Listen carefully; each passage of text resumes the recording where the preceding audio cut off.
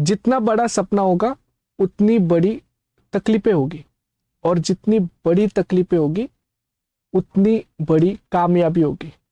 And इसलिए ऐसा कहते हैं कि जो अपने कदमों के काबिलियत पर विश्वास रखते वही अक्सर मंजिल पर पहुंचते हैं। इसलिए हमें हमेशा ही अपने कदमों के काबिलियत पर विश्वास रखना चाहिए, खुद के ऊपर सेल्फ बिलीव करना चाहिए, एंड आपको अपना बेस्ट देना चाहिए। अगर आप डेडिकेशन के साथ मेहनत करते, कंसिस्टेंसी और पेशेंस के साथ डेली के डेली आप अपने प्रिपरेशन करते, क्वेश्चन प्रैक्टिस करते, रिविजन्स करते, तो वही प्रिपरेशन, वही हार्डवर्क आपको एक दिन सफलता जरूर देता है और आप कामयाब हो जाते हो। तो हेलो एवरीवन, आप सबका वेलकम है आज के हमारे इस न्यू सेशन में, CSR नेट अचीवर्स के शो में। एंड आज हम सबसे मिलने आए हैं अभिषेक कुमार। तो आप सबका वेलकम है, एंड अभिषेक आपका भी बहुत बहुत वेलकम है। Thank you sir. एंड हमारे सारे स्टूडेंट की तरफ से एंड पूरे IFS फैमिली की तरफ से अभिषेक आपको बहुत बहुत कॉन्ग्रेचुलेशंस। थैंक यू सर, और आपको भी congratulation sir. So thank you आपके अभिषेक, स्टूडेंट्स। Thank you. और हम बहुत खुश है कि अभिषेक कुमार ये उत्तराखंड से, एंड अभिषेक की बायोकेमिस्ट्री में, लाइफ साइंस में ही जी उनका पढ़ाई हो चुका है। और ये बहुत खुशी की बात है कि अभिषेक का CSR का तो JRF हो चुका है, प्लस CSR के साथ साथ गेट एंड DBT भी क्वालिफाई हो चुका है। एंड जी अभिषेक अभी एनरोल हो चुके हैं PhD के लिए ऋषिकेश एम्स में। तो अभिषेक जी बहुत बहुत कॉन्ग्रेचुलेशन इसके लिए। Thank you sir. सो हम अभिषेक जब प्रिपरेशन करते, जैसे CSR एग्जाम हो, गेट हो, DBT हो, तो जब भी हम प्रिपरेशन करते, तो प्रिपरेशन करते वक्त MSc के बाद तो जब हम CSR का सिलेबस भी देखते, गेट का जी सिलेबस देखते, तो हमें बहुत डिफिकल्ट लगता है, बहुत जी वास्ट लगता है, और हम तो डर जाते। तो क्या CSR का सिलेबस देखने के बाद आपको ऐसा डर नहीं लगा था कि ये कैसे क्वालिफाई सर। होगा? नहीं सर, बहुत डर लगा था। स्टार्टिंग में तो लगा था कि इम्पॉसिबल है, कि नहीं ही हो पाएगा, चाहे हाँ। जितना ही ट्राई करे। लेकिन जब धीरे धीरे पढ़ना स्टार्ट किया, चीज़ें समझने आने लगी, IFS में एनरोल्ड होने के बाद खासकर, तो सर हम्म। तब सब इजी होता चला गया। और फिर लगने लगा कि हाँ, डूएबल तो है, मतलब ऐसा नहीं है कि इम्पॉसिबल हो, करा जा सकता है। हम्म। यस, तो ये बात मुझे बहुत अच्छी लगी अभिषेक, कि क्या होता है कि जब आप प्रिपरेशन करते हो, एंड जी प्रिपरेशन में आपको अगर सही डायरेक्शन में अगर गाइडेंस मिले, और आपको ये तो पता चल जाए कि आपको क्या करना है और क्या नहीं करना है, तो आपका मतलब बहुत आसान हो जाता है प्रिपरेशन करना। वैसे जी अभिषेक, जब IFS ज्वाइन किया था, IFS ज्वाइन करने से पहले आप किस तरह से मतलब स्टडी करते थे? क्या आपने सेल्फ स्टडी किया था कुछ? सर, IFS ज्वाइन करने से पहले, लाइव बैच ज्वाइन करने से पहले, IFS के यूट्यूब चैनल पे ही मैं सर, हाँ। इमोशन बैच जो चलता है, या हम्म। एग्जाम मैपिंग सीरीज आती है, हाँ। तो सर वही सब देखता था। वाह, तो मतलब वो मुझे वो इन सारे आपने ज्वाइन किए थे? हाँ जी सर, मतलब इन सब एग्जाम के बारे में ही मुझे IFS के चैनल से ही पता लगा है। वाह। तो फिर जैसे आपने फिर एग्जाम मैपिंग या इमोशन बैच से पढ़ाई की, तो आपको जी कंसेप्ट समझ में आते थे सारे अच्छे से?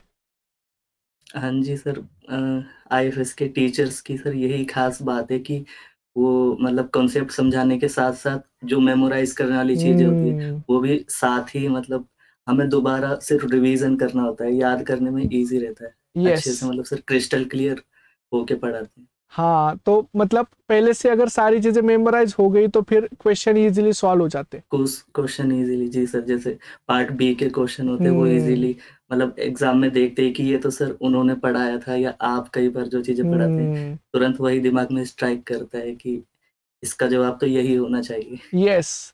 एंड अभिषेक, जी। जब आप CSR एग्जाम की प्रिपरेशन कर रहे थे, लाइव बैच को जब आपने IFS के ज्वाइन किया था, तो आपकी स्ट्रेटजी क्या थी एग्जाम्स को प्रिपरेशन की? किस तरह से आपने स्ट्रेटजी रखी थी? सर लाइव बैच में सबसे पहले तो जो पर डे के 2 लेक्चर्स हुआ करते थे, सर हम्म। उनको मतलब डेली कंप्लीट करना है, डेली बेसिस पे। फिर रात को सर एक बार लेक्चर्स लेने के बाद उनका रिवीजन हम्म। करना है। फिर सर वीकली रिवीजन और फिर मंथली रिवीजन, 3 टाइम्स, मतलब हर टॉपिक का रिवीजन करता था। हाँ, मतलब हर टॉपिक को केसी आपको। सर बताते हैं यही, हाँ।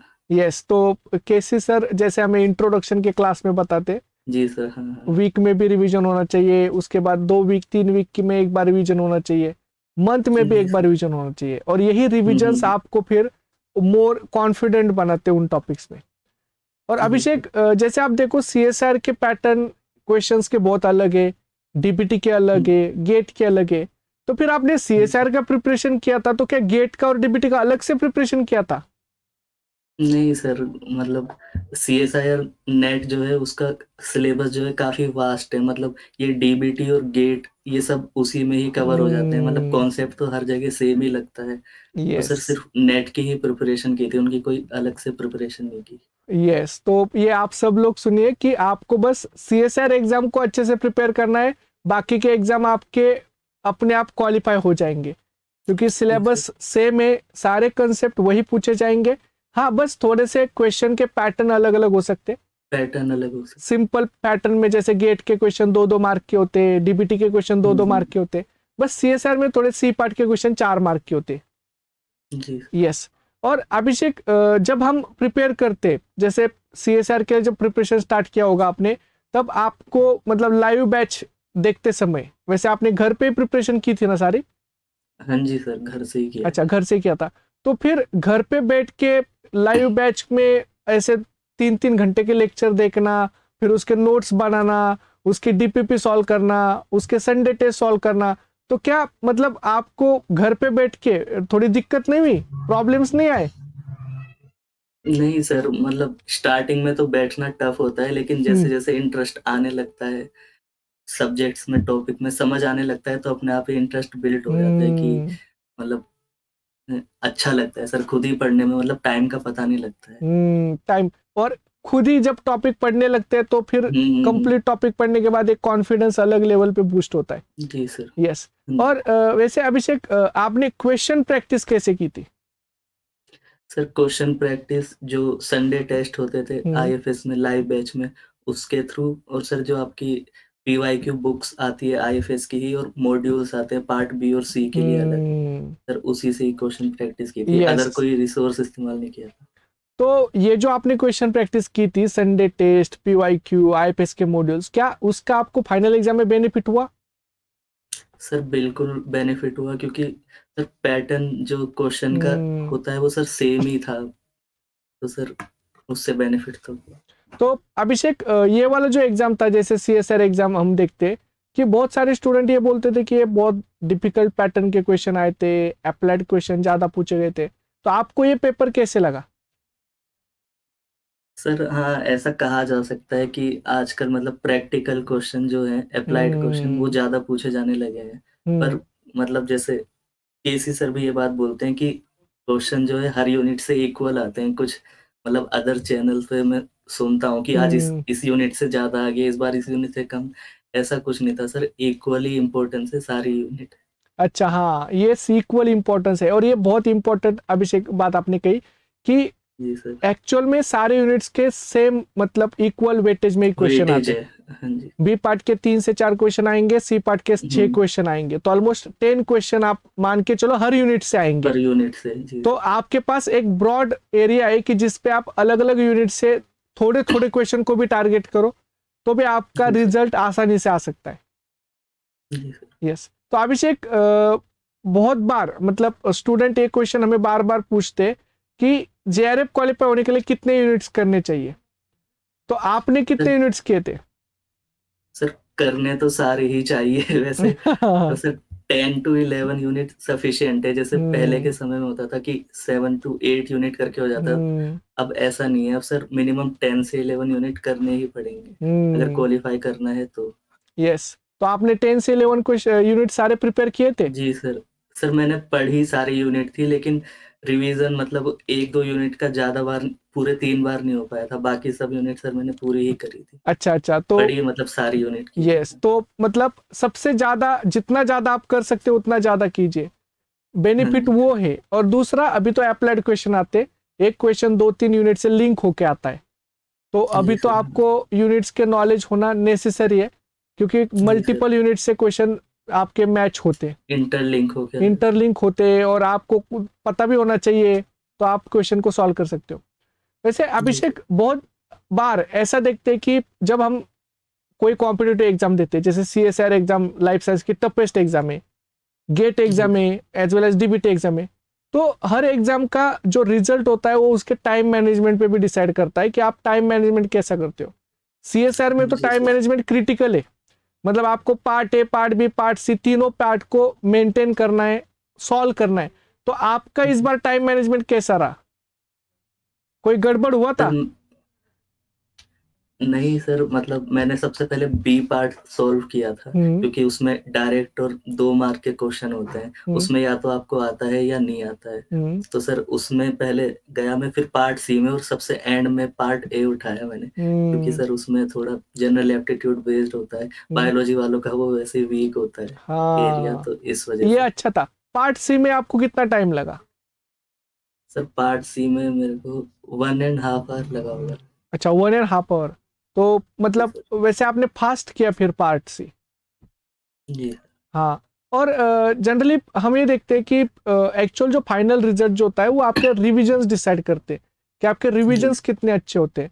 तो जी एग्जाम से पहले अभिषेक आप रिविजन्स कैसे करते हैं? फास्ट रिविजन या आपके क्या स्ट्रेटेजी है कि रिविजन्स कैसे करते हैं आप? सर, जितने नोट्स बनाए हैं उन सबको तो देखना ही है, और उसके साथ जो क्वेश्चन सॉल्व कर चुके हैं उनको भी एक बार दोबारा रिपीट करके, क्योंकि कई बार हम्म। भूल जाते हैं, तो एक बार दोबारा पढ़ते हैं तो सर वो माइंड में पूरी तरह बैठ जाता है, जब तक मतलब एग्जाम नहीं नहीं हो जाता। हाँ करेक्ट, ये बात मुझे बहुत अच्छी लगी अभिषेक आपकी, कि जैसे अभिषेक कह रहे हैं, बहुत इंपॉर्टेंट पॉइंट है कि आप जब रिविजन्स करते हो तो रिविजन्स में नोट्स तो आपको देखने हैं, बट जो क्वेश्चन प्रैक्टिस किए उनको भी बार बार देखना है। और जी उन क्वेश्चंस को देखने के बाद आपको एक तो समझ में आएगा आपने पहले क्या गलतियां की थी और जी सर। आपके मिस्टेक्स क्या हुए थे, तो इससे आप सीख सकते हो। और अभिषेक, क्या जी आपने मॉक टेस्ट भी दिए थे क्या एग्जाम से पहले? जी सर, वो IFS के ही मॉक टेस्ट दिए थे। तो IFS के मॉक टेस्ट सारे आपने दिए थे, संडे टेस्ट सारे दिए थे, DPPs जी को सारे सॉल्व किया था। तो अभिषेक, जी आपको क्या लगता है कि IFS के लाइफ साइंस का जो पूरा हमारा मतलब जितना भी कोर्स है, क्या सफिशिएंट है क्या फाइनल एग्जाम में बहुत अच्छा रिजल्ट लाने के लिए?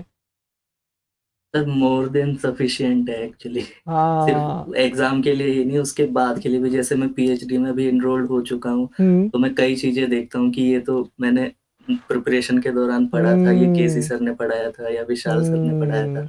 प्रांशु यस। सर ने, तो सर मोर देन सफिशिएंट है। यस, तो बहुत बार स्टूडेंट यही पूछते हैं कि सर जितना हमने क्लास में किया है उतना सफिशिएंट है क्या, उसका मतलब जी फाइनल एग्जाम में बेनिफिट होता है क्या? तो जैसे जी अभिषेक कह रहे, वही आता है, वही इंपॉर्टेंट है, तो आपको उतना ही जी प्रिपेयर करना है। और अभिषेक, बहुत बार हम ये देखते हैं कि लाइफ साइंस में पार्ट बी पार्ट सी तो लाइफ साइंस का आता है, बट जनरल एप्टीट्यूड एक क्रिटिकल जो टॉपिक है कि जो हमारा रिजल्ट में बहुत इंपॉर्टेंट रोल प्ले करता है। तो जी आपने सर। जनरल एप्टीट्यूड की प्रिपरेशन की थी क्या?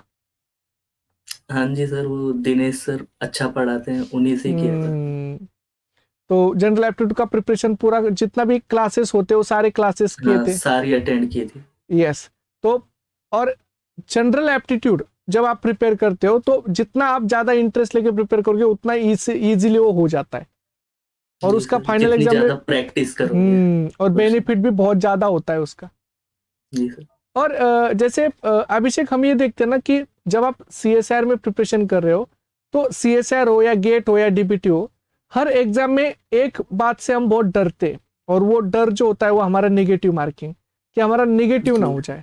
तो हम क्वेश्चन जी करने से भी डरते हैं ताकि निगेटिव ना हो जाए। तो इस ये डर क्या आपको भी लगता है?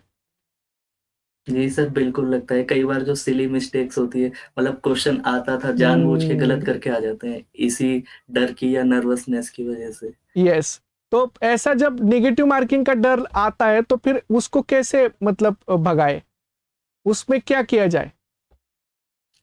सर, क्वेश्चन को अच्छे से पहले तो रीड करना है, ये हम्म। मतलब रिवीजन के साथ हो जाता है सर। मतलब कॉन्फिडेंस रिवीजन के साथ ही बूस्ट अप होता है, मतलब से हाँ। कोई सेकंड थॉट दिमाग में आता ही नहीं है। सीधा क्वेश्चन पढ़ने के बाद लगता है कि हाँ, यही जवाब होगा, इसका कोई और सेकंड आंसर तो हो ही नहीं सकता। यस। तो सर वो रिवीजन से ही आता है। तो रिविजन्स बहुत इंपॉर्टेंट है, कंसेप्ट जी क्लियरिटी बहुत इंपॉर्टेंट है, और जी निगेटिव मार्किंग को अगर रोकना है तो क्वेश्चन प्रैक्टिस बहुत इंपॉर्टेंट है। जी और दूसरा है कि आपको रिस्क नहीं लेना है।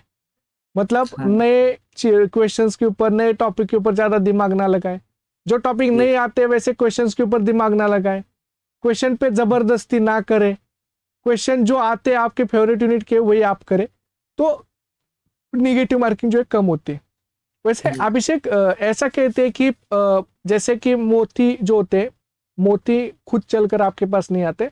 अगर आपको हम्म, मोती चाहिए, आपको पाने हैं, तो आपको समुंदर में जाना पड़ता है, उनको ढूंढना पड़ता है, आपको जी हार्डवर्क करना पड़ता है, मेहनत करना पड़ता है, तब वो मोती आपके पास आते हैं। वैसे ही सी जी पार्ट है हमारा, कि सी पार्ट में 75 क्वेश्चन में से 25 क्वेश्चन ढूंढना ये स्किल है, एंड इस स्किल को हम्म, सिलेक्शन ऑफ द क्वेश्चन बोलते हैं।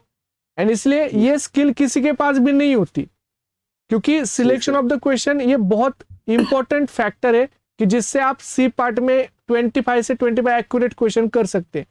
तो जी ये सिलेक्शन ऑफ द क्वेश्चन आपने कैसे सीखा? सर, ये ड्यूरिंग द प्रिपरेशन आ जाता है, मतलब कि मतलब जैसा आपने बताया है कि कोई नया क्वेश्चन नहीं देखना है, क्योंकि हम्म। मतलब अगर नेगेटिव हो गया तो मिलेगा तो कुछ नहीं, उल्टा नेगेटिव मार्किंग हो जाएगी। हाँ।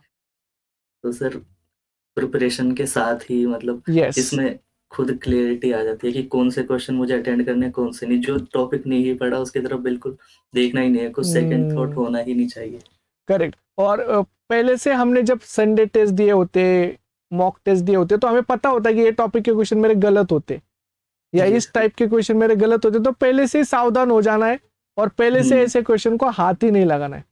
उससे जी, टाइम भी बचता है और निगेटिव मार्किंग भी नहीं होता है। बचती है। यस, और ये बहुत इंपॉर्टेंट है। और जैसे अभिषेक हम ये देखते हैं ना कि एग्जाम की जो सीएसआर का हो, डीबीटी का हो, गेट का हो, या कोई भी एग्जाम हो, जब कोई नेशनल लेवल का एग्जाम होता है, कॉम्पिटिटिव एग्जाम होता है, तो एक अंदर डर होता है कि वो एग्जाम है, जी, और उस एग्जाम्स का हमें बहुत ज्यादा मतलब टेंशन आता है, हम स्ट्रेस ले जी। लेते हैं। तो क्या सीएसआर एग्जाम से पहले आपको भी स्ट्रेस आया था एग्जाम का, क्या आप अभी सीएसआर एग्जाम देने जा रहे हो, और क्या सर होगा? बहुत बहुत स्ट्रेस आता है, हम्म। लेकिन जब एग्ज़ाम हो जाता है और जब बाहर आते हैं, तो मतलब अ, खुद को पता होता है कि हमने कैसा किया है, तो उसी बेसिस पे अगर हम्म। अच्छा किया होता है तो मतलब अपने आप कम हो जाता है, स्ट्रेस लगता है, चांसेस की है। और गलत किया होता है तो मतलब खुद को वो सेल्फ यस। तो क्लियरेंस होनी चाहिए, खुद को पता हाँ, होता है। वो स्ट्रेस नेचुरल है, वो तो जी सबको सर। आएगा, बस आपको उसको कंट्रोल करना है और उसको जी सर। पॉजिटिव साइड शिफ्ट करना है। उससे हुँ, आपको खुद को स्टेबल करना है और पेपर को अच्छे से देना है। अब जी सर। अभिषेक हम क्या करते हैं, रैपिड फायर क्वेश्चंस लेते हैं कुछ। हाँ, तो जी, मैं कुछ क्वेश्चन पूछूंगा, आपको रैपिड आंसर देने हैं। ठीक है तो सर। अभिषेक, सीएसआर एग्जाम में जैसे हम देखते हैं कि लाइफ साइंस में 13 यूनिट थे प्लस एप्टीट्यूड हुँ, है, आपका फेवरेट यूनिट कौन सा है? Sir biochemistry. अच्छा, बायोकेमिस्ट्री है, और इसका स्पेशल रीजन? सर क्योंकि केसी सर, मुझे लगता है कि केसी सर हाँ। से अच्छी कोई बायोकेमिस्ट्री नहीं पढ़ा सकता। हम्म। तो मतलब, और बायोकेमिस्ट्री में एंजॉयमेंट बहुत होती है, जी सर। लिंकिंग इतना ज्यादा होता है, और सारे लाइफ साइंस, पूरे लाइफ साइंस को बायोकेमिस्ट्री में पढ़ते हैं, तो उसका अलग ही जी, मजा होता है। जी सर। यस। और सबसे डिफिकल्ट यूनिट कौन सा लगता है? सर डिफ़िकल्ट यूनिट भी बायोकेमिस्ट्री है, अच्छा, उसमें बायोकेमिस्ट्री मैथमेटिकल लगता है। पोर्शन भी है, थर्मोडायनामिक्स का पार्ट है, और हम्म। वो क्रेब साइकिल जो बायोकेमिस्ट्री है पूरी, सर वो मेमोराइज़ करने के लिए भी काफ़ी कुछ है। हम्म। ट्रिकी, मतलब ट्रिकी यूनिट भी वही है सर, यस, बायोकेमिस्ट्री। यस। और उसके साथ जो हमारे लाइफ साइंस में जनरली हम देखते हैं कि part A, part B, part C है, तो सबसे हुँ, पहले एग्जाम में आप कौन सा पार्ट करते हैं? Sir part B. अच्छा, पार्ट बी। स्पेशल रीजन इसका कोई? सर क्योंकि उसमें मतलब सर इस तरह करते हैं ना उसको, क्योंकि पार्ट बी में जो होता है डायरेक्ट डायरेक्ट क्वेश्चन हाँ, आते हैं, डायरेक्ट या क्वेश्चन तो आते आपको हैं। आता है या नहीं आता है, मतलब उसमें कुछ ज़्यादा सोचने का नहीं है। तो हम्म। सर उसको अटेम्प्ट करके मतलब एक तरह से क्लियर करने की वज़ह से करेक्ट। दोबारा उस पे आना ना पड़े लौट के। तो फास्ट हो जाता है और ज्यादा दिमाग भी नहीं सर लगता, आता है तो आता है, नहीं हुँ, तो नहीं आता है। और जी फास्ट क्वेश्चन हो गए तो एक पार्ट कंप्लीट हो गया है, कम टाइम में, तो तो फ्री हो जाते हैं हम। माइंड को भी ये लगता है कि हाँ, हम्म। चलो इतना तो हुआ। ऐसा यस। नहीं लगता कि इतना बाकी है, अभी ये भी करना है। हाँ। तो सर एक साइकोलॉजी भी है कि जब प्रोग्रेस दिखती है तो अपने आप फिर कॉन्फिडेंस भी बूस्ट होता है। करेक्ट। और पार्ट बी में इंफॉर्मेटिव पार्ट भी होता है, और इंफॉर्मेटिव जी पार्ट में सर। वो ज्यादा दिमाग लगता ही नहीं है, तो इसलिए टाइम बच जाता है। वैसे जी सर। अभिषेक, जो part A, part B, part C, favourite part कौन सा है आपका? Sir part C. अच्छा, पार्ट सी, इसका स्पेशल रीजन? सर क्योंकि उसमें आपको थिंक करना होता है, आप ऐसे ही मेमोरी बेसिस पे नहीं होते, उसको मतलब सोच समझ के अच्छे से देना पड़ता है। जिसने अच्छे से पढ़ा होगा तो उसको तो आ जाएगा, अब जिसने नहीं पढ़ा होगा तो सर उसके लिए फिर दिक्कत वाली बात है। यस, तो पार्ट सी बहुत मतलब एक तो इम्पोर्टेंट भी है, और दूसरा है कि अगर आपके कंसेप्ट बहुत अच्छे और आप क्वेश्चन का सिलेक्शन बहुत अच्छे से करते हो, तो पार्ट सी सबसे सिंपल पार्ट है कि इजीली आपको क्वेश्चन देता है और आपका क्वेश्चन भी सही हो जाते हैं सारे। तो नंबर ऑफ चॉइसेस भी ज्यादा होते हैं। हाँ, नंबर ऑफ चॉइसेस ज्यादा होते हैं, और उसके वजह से एक जो होता है वो फ्री होते हैं हम अंदर से कि कोई भी क्वेश्चन हम कर सकते हैं। और वैसे जैसे कि हम लाइफ साइंस में देखते हैं कि चाहे वो सीएसआर हो, गेट हो या डीपीटी हो, अभिषेक हमारे लाइफ साइंस में भी न्यूमेरिकल आंसर टाइप क्वेश्चन आते हैं, मैथमेटिकल क्वेश्चन आते हैं, तो क्या उनसे डर लगता है क्या? हाँ सर, जैसा कि मैंने बताया कि बायोलॉजी वालों का ये मैथमेटिकल सेक्शन वीक होता है, तो सर वो प्रैक्टिस से ही आता है, प्रैक्टिस करनी पड़ेगी। प्रैक्टिस करनी पड़ती है, जैसे गेट में बहुत सारे न्यूमेरिकल आंसर टाइप क्वेश्चन आते हैं, सीएसआर में थोड़े कम आते हैं लेकिन गेट में ज्यादा आते हैं, तो प्रैक्टिस करके ही होता है। और अभिषेक जैसे हम देखते हैं कि अभी जो सीएसआर एग्जाम है ऑलमोस्ट दिसंबर के एंडिंग में या जनवरी में एग्जाम होगा, तो 60-70 डेज रिमेनिंग है कि जिसमें एग्जाम हो सकता है। तो अभिषेक, अभी जो स्टूडेंट प्रिपरेशन कर रहे हैं, तो उनको ऐसे क्या स्ट्रेटेजी मेंटेन करनी चाहिए कि जिससे उनका भी रिजल्ट आपकी जितना अच्छा हो? सर उनको पहले तो ज्यादा से ज्यादा यूनिट कवर करनी चाहिए, जैसे 13 यूनिट है अभी, जैसे कम टाइम है तो इस टाइम के अंदर जितनी ज्यादा कर सकते हैं उतना करना चाहिए, और साथ के साथ जनरल एप्टीट्यूड को डेली बेसिस पे प्रैक्टिस करनी चाहिए। ऐसा नहीं सोचना चाहिए लास्ट वीक में या लास्ट मंथ में करेंगे, क्योंकि सर वो भी एक इम्पोर्टेंट फैक्टर है सिलेक्शन के लिए। और मिस्टेक्स को कौन से अवॉइड करना चाहिए, कौन से मिस्टेक होते लास्ट टाइम पे? सर जैसे जो नहीं पढ़ा है उसमें तो मतलब ट्राई ही नहीं करना चाहिए, क्योंकि नेगेटिव मार्क्स उससे पड़ते हैं। और सर जैसे एग्जाम के टाइम पे जैसे जैसे एग्जाम पास आता है तो मतलब अपना शेड्यूल उसी के अकॉर्डिंग, जैसे 9 to 12 एग्जाम होता है, 3 to 6 एग्जाम होता है, सर उसके अकॉर्डिंग ही फिर प्रैक्टिस करनी चाहिए, उससे यस, माइंड जो है ट्रेन हो जाता है, उस टाइम पे ज्यादा एक्टिव होता है 9 to 12 या 3 to 6 पे। करेक्ट, तो उसी टाइम पे प्रैक्टिस करनी चाहिए। और अभिषेक, जैसे आप प्रिपरेशन कर रहे थे घर पे, तो घर पे तो वैसे इतना कंफर्टेबल जोन होता है, कंफर्ट जोन में हम रहते हैं, घर के सारे मतलब मम्मी पापा होते, तो मतलब कंटिन्यूअसली कुछ काम भी रहते, घर पे काम भी करने पड़ते, और बाकी मतलब डिस्ट्रैक्शन के तो बहुत सारे वेज है जिससे घर पे डिस्ट्रैक्ट हो सकते। तो आपका डिस्ट्रैक्शन मतलब ऐसा होता था क्या घर पे? नहीं सर, मतलब खुद ही जैसे वीकेंड में मतलब खुद ही माइंड रिफ्रेश करने के लिए घूमने चले गए या दोस्तों से मिले, वो भी जरूरी है प्रिपरेशन के साथ साथ।